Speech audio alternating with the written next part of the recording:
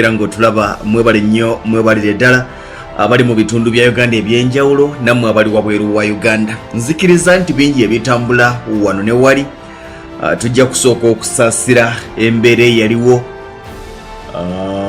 ku Lwokubiri omusumba Lozias Bujingo wa House of Priorities International ate n'okusaasira famire ey'omuyambi we mukulu Richard.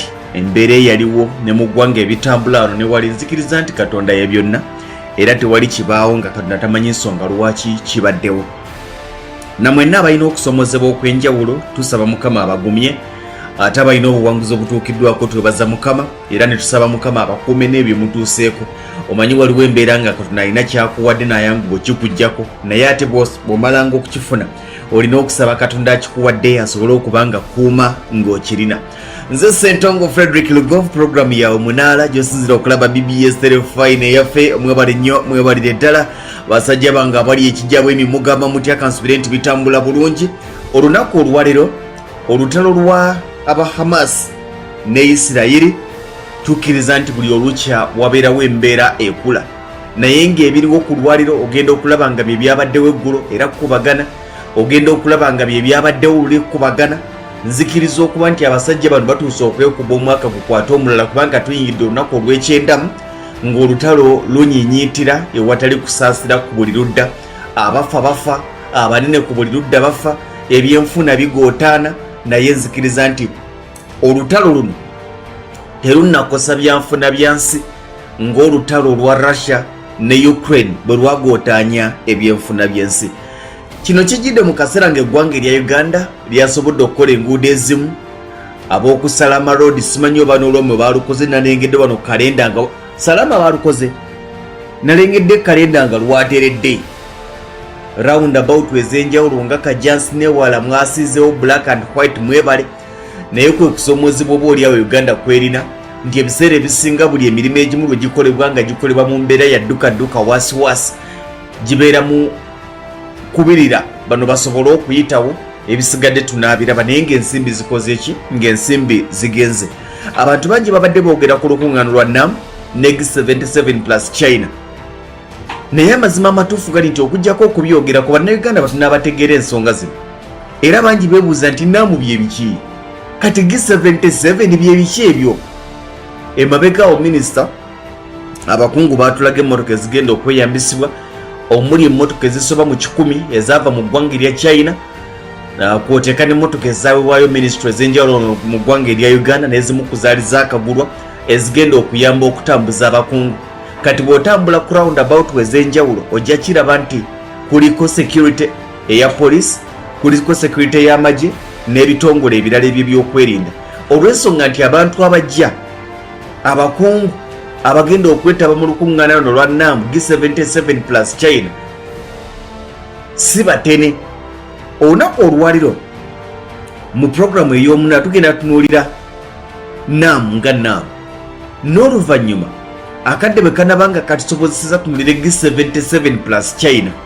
Olemedde owulira buwulizi n'olukiiko lubeerewo bagambe n'okugamba nti siiga ekizimbe ekyo bw'otakisiika tetugenda kigula, siiga amabaati. Nalabye waliwo eyabadde ekibuyaawo ng'alaje nagagamba nti KCC yasooka negamba tusiige ebizimbe ne tubisiiga, kati baakomawo ne bassaako simu ne bagamba nti n'amabaati gaaguba mugakole ki? Mugasiige. So abantu abasinga babayisa mu bino byonna naye nga tebamanyi ensonga lwaki babayisa mu bino. Mu nkuŋŋaana Uganda zeyabadde nazo, luno olukuŋŋaano lwa NAM zimu ku nkuŋŋaana ez'ensonga oboolyawo ezitadde eggwanga Uganda ku bunkenke n'okuba nti amakubo mangi n'ebifo eby'enjawulo biyooyootebwa.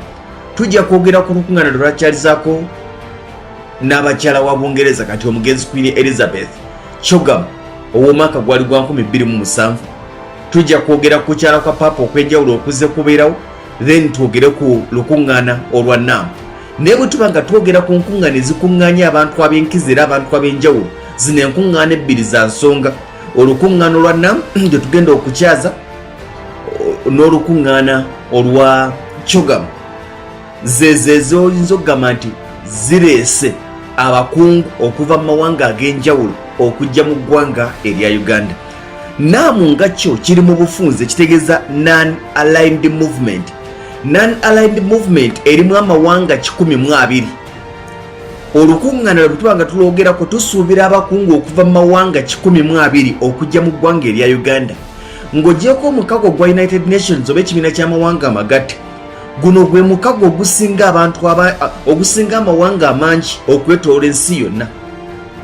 Oba ntegeerekeze ng'ogyeko United Nations ekibiina ky'amawanga amagatte okuba ne bammemba abangi.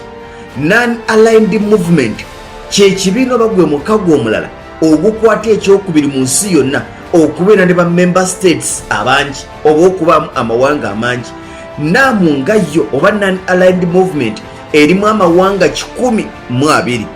Non-aligned movement okugitandikawo kyaviira ddala ku lutalo olwa Korean War mu myaka gya 1960 eyo ng'ekyatandisaawo Naamu. Waliwo amawanga ga superpower okuli amawanga agali pro-American agali gakkiriza mu capitalism nga gakulemberwa NATO, kwoteeka n'amawanga agali pro-Soviet agali gali mu socialist bloc agali galina kye bayitanga Warsaw Pact. Kati amawanga ago b'ebiwayi ebyo ebibiri byatandika okuwaliriza amawanga naddala amatono nago agakyakula okuba ng'olina kuba nti owagira go. Oba ntegeerekese nti enjovu ebbiri we zirwanira ebisubi bye bikutuka. Kaakati gano amawanga agaali galwana ku sayidi ne sayidi gaatuukanga geetaaga abawagizi nga kikwetaagisa either okudda ku sayidi okubeera pro-American capitalist oba okubeera pro-Soviet socialist. Ku biwayi ebyo ng'olina okubaako n'ekiwayi ky'okola ky'ogwako. Kati waliwo amawanga go agakiraba nti singa tuba ne sayidi gye teekubiddeko kigenda tukosa. N'emu ku nsonga lwaki ekyo kyaliwo olw'ensonga nti agamu ku mawanga gaali gakeefuga naddala ku lukalu lwa Africa ne Asia nga tegannafuna maanyi kwetengerera. Amawanga amalala gaali tegannaba na kufuna bwetwaze nga olw'okuba tonnafuna bwetwaze eggwanga erikufuga erikulembera bwe liba nga liri ku sayidi y'abasocialist oyina nawe okulwanira ku sayidi y'abasocialist kubanga kitaawo eggwanga erikulembera gyalwanira. Nga bw'obanga eggwanga erikulembera liri ku sayidi eya pro-American capitalist naawe olina okugoberera eyo kubanga kitaawo gyalwanira. Kyaleeta obuzibu mu mawanga gano agamu ne gafuna entalo zigatandifunye kubanga bakitaabwe baali balwanira ku sayidi za njawulo.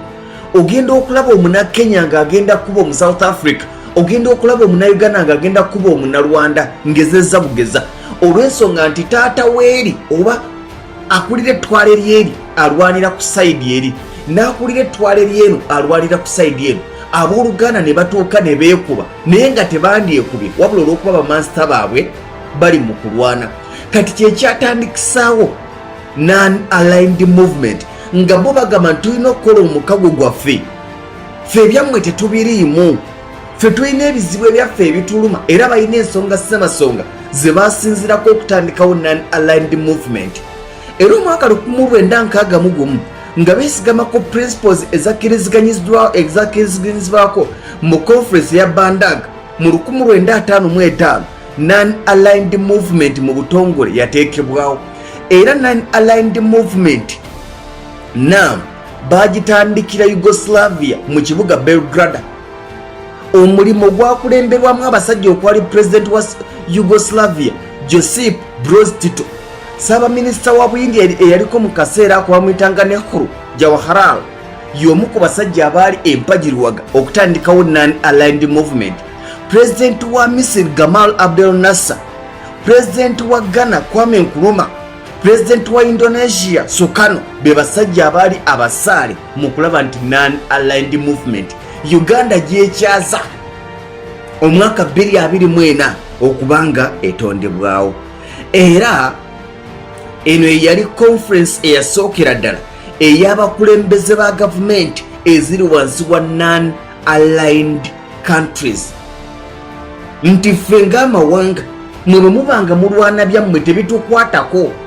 Luli ekyaliwo emabega nga Akram bw'aba alwana ne Lugonvu, Bob Ntambi ajja kudda ku sayidi ya Lugonvu, Peter Muwesa adde ku sayidi yaani ya Akram. Kati ng'abo bonna abakkiririza oba batwalibwa Bob Ntambi mu production mu live broadcast balina okudda ku sayidi ya Lugonvu bakube Akram bwanika namugera. Kati nga nabo bonna abakkiririza mu Peter Muwesa newsroom department oba baagala okuba lugonvu oba tebaagala kuba lugonvu balina okudda ku sayidi ya mukama waabwe Peter Muwesi gyalwanira balwane ne Akram Ghani Kannamugera bakuba abalugonvu. Kati weesanganga nga gano amawanga ag'owansi gano ge ganyigirizibwa gali mu kwekuba kubanga bamansita baago balina kye bawagira. Kati non-aligned movement yatandikibwawo okulaba ng'ekyo kiggwawo. Era muzimu ku nsonga ze bassaako bwe tunabanga tufunye akadde ze basinziirako empagi zaabwe ze batambulirako mwe muli n'empagi eyateweeyingizanga mu bitakwatako ebyeggwanga eddala. Okitegeera, teweeyingizanga mu bitakwatako ebyeggwanga eddala. Bwe gabanga galwana galeke byago. Amawanga gano nagambye nti ng'ovudde ku kibiina ky'amawanga amagatte United Nations non-aligned movement ekwata kyakubiri okuba ne bamemba abangi member states amawanga gali 12 kyokka tukyali ku NAM naye waliwo G77 plus China ate yo nayo wadde eri wansi wa kibiina ky'amawanga amagatte naye ne bamemba beeyina njolo bali mu 13 bamemba. Kati gana amawanga ge twogerako aga NAM non-aligned movement gakola 2/3 ku bamemba ate abali mu United Nations. Ntegerekese nti UN yonna ng'ekibiina ky'amawanga amagatte obungi bw'amawanga agaliyo NAM erinako amawanga 2/3 ku bungi bw'abantu abali mu nsi yonna. NAM erinako ebitundu 55 ku buli 100 nti singa NAM eba yeekozeemu omulimu etwala over 50%, etwala 55% ku bungi bw'abantu abali mu nsi yonna. Bw'otunuulira ebyo membership gye baasinga okutunuulira baatunuulira nnyo amawanga agakyakula agali mu status eya developing countries newankubadde waliwo amawanga agali wansi wa NAM naye nga gaakula dda era maaso tujja kufuna akadde nkumenyeremenyera amawanga ge tusuubira okujja wano mu ggwanga erya Uganda nga n'abamu ku bo nzikiriza okuba nti bayingira. Bw'otunuulira structure ne membership okubeera member owa non-aligned movement waliwo olina okuba n'obukwakkulizo bw'ogoberera omulina okugoberera bandanga principles ezaasalibwawo mu conference yatule bandanga mu 1955. Mu bino mwe muli okussa ekitiibwa mu ddembe ly'obuntu, respect for fundamental human rights, okussa ekitiibwa mu ddembe ly'obuntu. Ekibuuzo ekiriwo nti member states zonna eza NAM zissa ekitiibwa mu ddembe ly'obuntu? Naye okubeera memba olina okuba ng'ekyo kikola, ng'ekyo kivuddeko olina okuba ng'ossa ekitiibwa mu bwetwaze n'ensalo ez'amawanga gonna nti eyo Kenya ekomaawo era yeetwala bw'enaaba ekola ku nsonga zaayo sigiyingirire. Ensonga endala olina okuba ng'olicognizinga oba nga okkiririza mu national independence ey'amawanga agagali mu NAM nti kituufu eryo eggwanga lyetongodde. Olina okuba ng'okkiririza recognize ng'okkiriza n'okuwa ekitiibwa mu kiwandiise amawanga ag'enjawulo oba kabira ez'enjawulo nti abo bakabira bweti nyina okubawa ekitiibwa, abo bakabira bweti nyina okubawa ekitiibwa. N'amawanga gennyini nga tolina ggwanga lyogamba nti ate kakati eryo eggwanga ttono, kakati eryo eggwanga ddene, kati eryo lyakafuna obwetwaze lisooke litu nedda. Olina okuba ng'okkiririza mu kabira ez'enjawulo, olina okuba ng'okkiririza mu bwetwaze n'amawanga ag'enjawulo ng'ogawa ekitiibwa regardless of their size oba obugagga bwago. Ng'ovudde ku ekyo bakulaga tolina kweyingiza mu internal affairs ez'eggwanga eddala. Ensonga z'eggwanga eddala ez'omunda ezitakosa tolina kuzeeyingizaamu. Bwe bakeera ku makya ne bagamba nti Uganda pulezidenti gwe mwalonze abantu bagamba tebamukkiririza mu gwe Kenya tojja. Ezo nsonga za munda okujjako singa ensonga z'omunda zibanga ate biyingiddemu okutta bannaalumanya ne bassaalumanya ne bikosaamu n'amawanga amalala oba insecurity y'amawanga amalala, awo memba wa NAM ojja. Naye ekitali ekyo, ensonga z'amawanga ez'omunda nti eggwanga Uganda eggwanga bweriti, muyina kubanga mutunula butunuzi wadde tokkiriziganyiza nabyo, oyina kubanga toyina kyonyega. Eddembe erya buli ggwanga okwekolera ku nsonga zaalyo oyina okubanga oziwa ekitiibwa. Toyina kwenyigira mu bikolwa byonna ebitiisatiisa, nkubuulira by'olina okusinziirako okubeera memba owa Non-Aligned Movement NAM. Jjukira Uganda ekyaza NAM Summit ey'omulundi ogw'e19 era tugenda kutunuulira summit eziwedde zibadde zituula mu mawanga ki era zaatulayo dinadde. Naye Uganda olukiiko lweri mu kutuuza ku lwaliro lwa mulundi gwa 19. Kati nga bakulaga nti mu birala by'olina okuba ng'otuukiriza, toyina kwenyigira mu mbeera ya kutiisatiisa wadde kanga wadde okweyambisa eryanyi ery'amawanga amalala agaafuna edda obwetwaze bwago. Bakulagira ensonga zonna ez'omunda n'ez'amawanga amalala ezifuluma eggwanga lye muyina okufuba okulaba nga muzigonjoola okuyita mu mirembe so si kuyita mu kulwanagana. Muyina okussa ekitiibwa mu kukolaganira ewamu, muyina okuwa ekitiibwa justice and international obligations. Ezo ensonga bw'ozituukiriza osobola okufuuka memba owa Non-Aligned Movement. Waliwo groups ez'enjawulo n'obukiiko obw'enjawulo obwassibwawo, nga buno obukiiko bussibwawo okusinziira ku nsonga eba eri mu kutambula. Nsonga ya byakwerinda, waliwo olutalo bwe wati olw'okuba nti oluusi eryo eggwanga libeera li memba lya mukago ogwo. Non-Aligned Movement kigikakatako okutuula n'egunjawo akakiiko akagenda okugonjoola ensonga z'eggwanga eryo.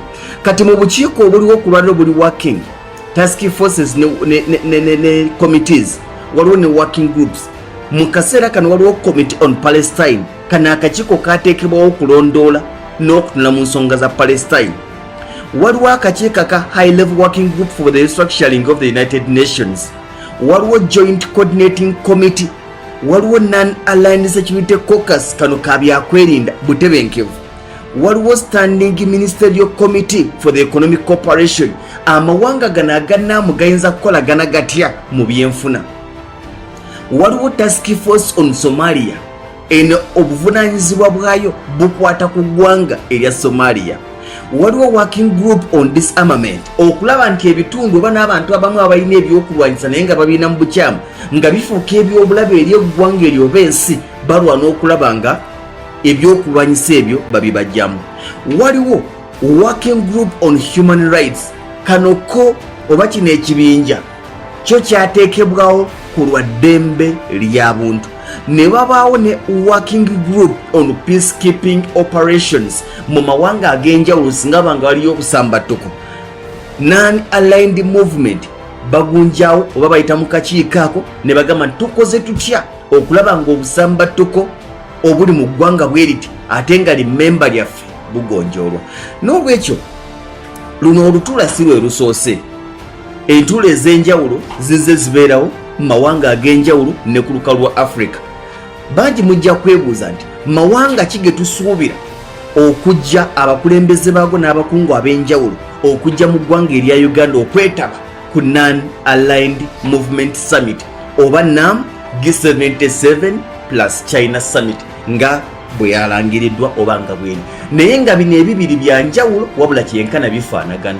G77 eri under United Nations era ne NAM te contradictinga na nkola za UN. Aha, naye katujje tutandikirawo.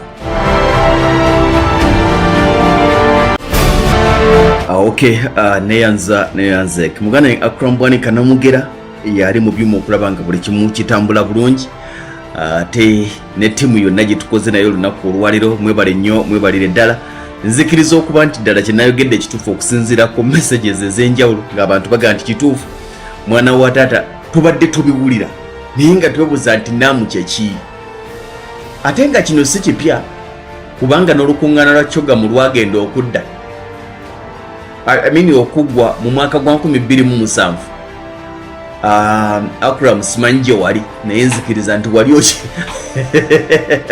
wali okyali naye lwagenda okuggwa ng'abantu abamu kituufu n'abamu basengulwa ne mu Kampala embeera n'ebagoba mu Kampala ndala security n'ebyaliwo n'enkulaakulana eyali tekyabasobozesa kubeera mu bitundu bye baalimu nakola mirimu gye baali bakola ne badda mu byalo naye nga bw'omubuuza Kyogamu kyeki era ng'akulaga takikola ki takimanyi era nga n'ebigambo bakiyita byanjawulo nga waliwo n'abaguyita omuwemba.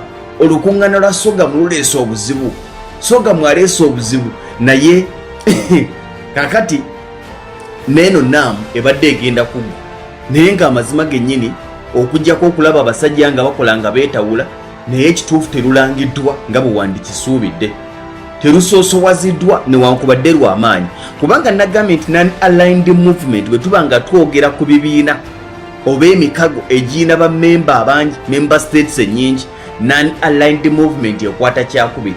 United Nations yekwata ekisooka ekibiina ky'amawanga amagatte bwekivaako tudda ku non-aligned movement mu kuba ne bammemba abangi. Naye we nakomye nabadde nkutegeeza ku nsonga ya amawanga agazze gatuuza summit ez'enjawulo ne mu bibuga gye zize zituuzibwa. Bw'otunuulira Uganda eno summit etuuza ya 19, summit ya 19 naye summit yasookera ddala gye nagambye yaliwo mwezi gwa mwenda omwaka 1961 e Yugoslavia mu kibuga Belgrade. Ye summit ya NAM eyasookera ddala. Summit eyaddako yaliwo mwezi gwa 1964 mu kaseera ako nga Misiri.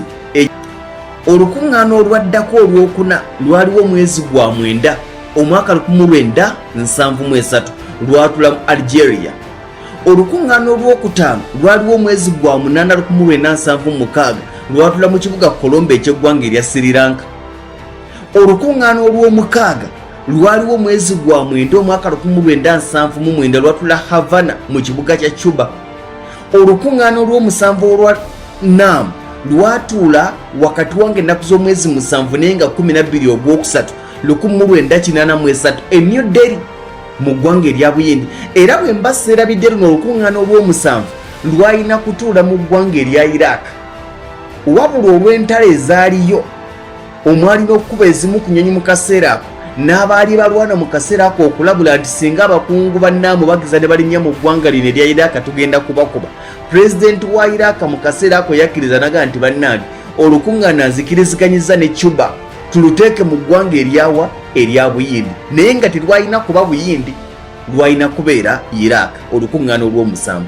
Kati olukungaana olw'omunaana lwaliwo mwezi gwa mwenda omwaka 1986 lwatula Harare mu ggwanga erya Zimbabwe. Bwe tuva ku lukungaana olw'omunaana, olukungaana olw'omwenda lwatula mwezi gwa mwenda omwaka 1989 ne luddayo gye twasookera e Belgrade, Yugoslavia. Olukungaana olw'ekkumi lwatula Jakarta mu Indonesia mu Septemba wa 1992. Olukungaana olw'ekkumi lwatuula Cartagena e Colombia lwaliwo ennaku 2 wakati wanga 18 naye nga 2 omwezi ogw'ekkumi omwaka 1995. Olukungaana olw'ekkumi lwajja ne lutuula wano ku lukalu lwa Africa e Durban mu South Africa. Ennaku z'omwezi lwatula wakati wanga 2 naye nga 3 omwezi ogw'omwenda omwaka 1998. Samiti ya NAM eye13 yatuula Kuala Lumpur mu ggwanga erya Malaysia. Yatuula okumala ennaku 5 wakati wanga 2 naye nga 25 omwezi ogwokubiri omwaka 2003. Summit eye14 yatuula Havana era mu Cuba mu Septemba wa 2006. Summit eye15 neddayo Sharm el Sheikh mu ggwanga erya Misiri mu Julai wa 2009. Summit eye16 negenda Iran mu kibuga Tehran yatuula mwezi gwa 8 omwaka 2012. Ne tugenda ku summit eye17 eyatuula e Palma mu kibuga ekya Venezuela wakati wanga 13 nenga 18 omwezi ogw'omwenda omwaka 2016 kwoteeka summit ebadde ekyasembyeyo eyo18 eyatuula ebbaku mu Azerbaijan era ffe okutuuza nga Uganda ekikomo twakijje ku Azerbaijan kubanga Azerbaijan olukuŋŋaana lwayo lwali wakati wanga 15 wakati wanga 25 nenga 26 omwezi ogw'ekumi lwatula mu kibuga Baku kwoteeka luno olwaffe oluze olw'omwaka 2024 wano mu kibuga Kampala. Mu nkuŋŋaana zino ezo zenkuŋŋaana ez'enjawulo ezibeerawo naye mu nkuŋŋaana zino wakati nga zituula wabeerawo ministerial meetings ez'enjawulo. Basobola okugamba nti mu lukuŋŋaana luno baminisita ba finance be bagenda okutuula, baminisita ba security be bagenda okutuula, baminisita ba defense be bagenda okusinziira ku nsonga ebeera eriwo. Naye olw'okuba nti olukuŋŋaana luno lukwata nnyo ku byanfuna era tusuubira baminisita okutuula nga bakwatagana ku byanfuna eby'amawanga ag'enjawulo. Era buli luvannyuma lwa myaka 3 wabawo general conference ey'abaminisita b'amawanga amalala ba foreign ministers ab'amawanga ag'enjawulo wansi wa NAM batula buli luvannyuma lwa myezi 3 mu general conference yaabwe. Kakati ku mawanga gano tujja kuwulirako ggwanga lya China naye ate bagamba G77 plus China, group of 77 countries gattako ne China. China si member wabula China ezze ew'obuyambi obuli political ne financial contributions ku mawanga gano aga G77 bukyanga gatandikibwawo oba omukago gutandikibwa mu 1994 naye teyeetwala nga member eya G77. N'olwekyo y'ensonga lwaki tebaga nti G78 bagamba G77 plus China. China eringa eri kitundu ku ddyo kubanga ebawagira naye tebayingiramu nti nze nja kuwagirira ebweru sijja kukola ki sijja kuyingira. N'olwekyo nzikiriza okuba nti wadde akadde kabeera katono olw'ensonga nti ate tulina okugenda mu mawulire naye bwe tuba nga twogera kati NAM G77 plus China Summit etuula mu Kampala oyinza okuba nga oba oli awo ebimu ku byo obitegedde. Nzikiriza olwakadde tugenda kukoma wano muganange Akram Bwanika namugera ne ttiimu mwebale nnyo mwebalire ddala naye nga bwekityo bwe kiri wano wo wabaddewo okulya n'okukomba essowaani kubanga abantu bangi badde batukanga nti batugamba waliwo olukuŋŋaana naye olukuŋŋaana tubutegera bukuŋŋaana nedda. Olukuŋŋaana lwa NAM lunene n'okusinga bwe tukirowooza kubanga nagambye nti ng'ogyeko ekibiina ky'amawanga amagatte NAM gwe mukago oba kyekibiina ekikwata ekyokubiri okuba ne bammemba abangi ku bungi bw'abantu abali mu nsi yonna. Amawanga agakola NAM gayinako abantu 55 ku buli 100. Mbasiibute.